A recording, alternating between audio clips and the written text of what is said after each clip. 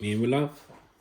All right, all right, all right. Yeah, let's talk about these unauthorized industry terrorists who are out there selling products without properly being properly licensed and appointed. Okay, terrorist. Being a unauthorized entity means that you're an imposter. Okay, like here it is. I'm talking about agents who get in trouble and fined if we don't tell the Department of Financial Services we moved. How horrible is it to have an agent or an imposter act like an agent, take your premium, and place you with a company that does nothing for you? All right, that's blatant theft. Okay, so an unauthorized entity, that's a third-degree felony. It's a third-degree felony if you aid an unauthorized entity as well. It's also illegal for you to share commissions with an unauthorized entity. So if someone wants to call you a bad name, like, oh, yo, Jay, you suck. That's all right. Sticks and stones, dude. Sticks and stones. Don't call me an unauthorized entity. I'll tell you that right now. Because if you're unauthorized, yo, you better run or you can throw yourself at the mercy of the court because you got a felony on your record. All right. So basically, what's going on here? Just remember, an authorized agent is licensed and appointed. You don't have that license and appointment, third-degree felony. Now, I want to go into a violation here. This one happened a little bit ago, right? October 8th, 2021, Department of Financial Services versus Gary Charles Perdue. This dude submitted fraudulent insurance applications to an insurer.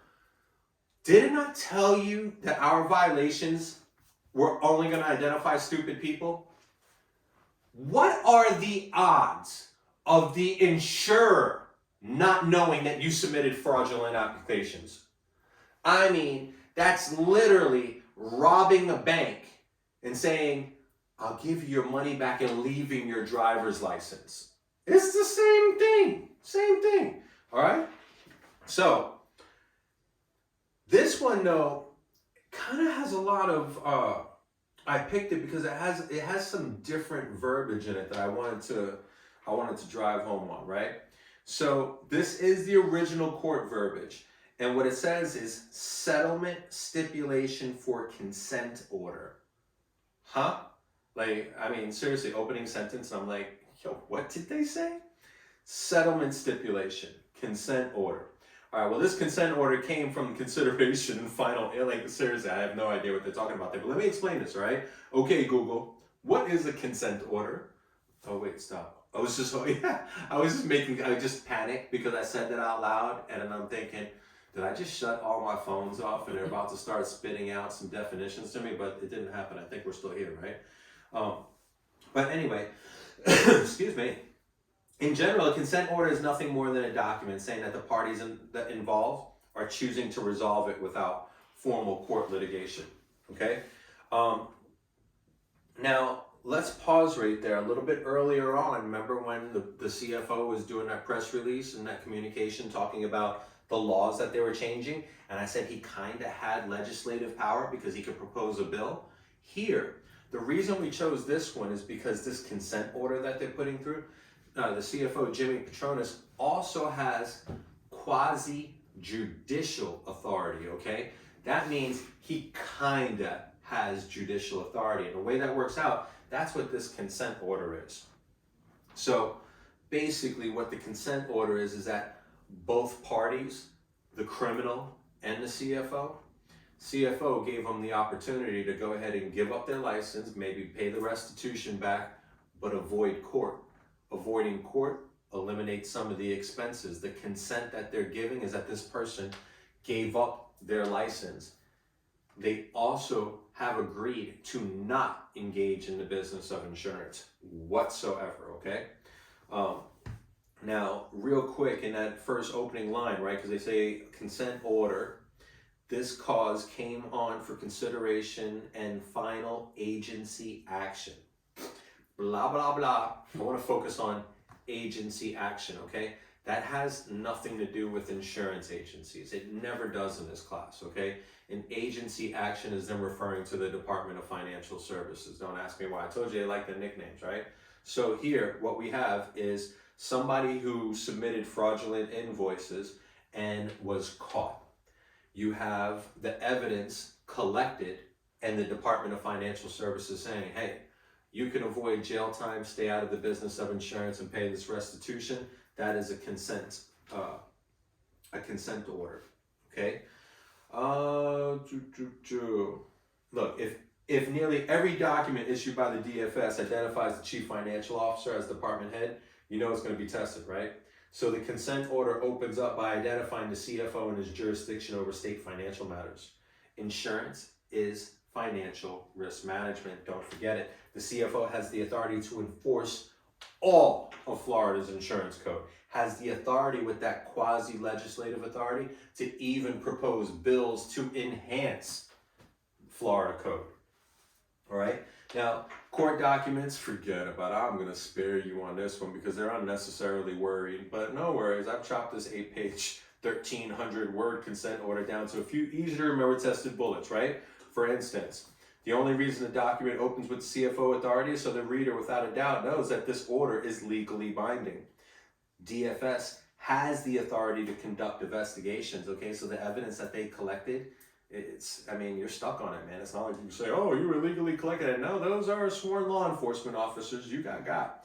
So the outcome of the DFS investigation at Gary uncovered enough evidence to seek a conviction in the local circuit courts. By entering the consent order, Gary and the DFS are bypassing that expense, like I brought it up. So insurance fraud is a criminal violation. Criminals go to jail. The first 3 pages of that consent order do nothing but identify the CFO's authority to impose the penalties. In this instance, instead of referring the matter to the court, CFO DFS elected to suspend Gary's 240 health license and his 214 life license for at least 18 months. Why did I say Gary's license will be suspended for at least 18 months and not for 18 months? Well, it's at least because it's possible that the conditions which led to Gary submitting the fraudulent application may still exist at the end of his suspension. So 18 months without the ability to engage in any business activity which requires licensure is the minimum punishment. They do not have to let him back in and probably won't, okay?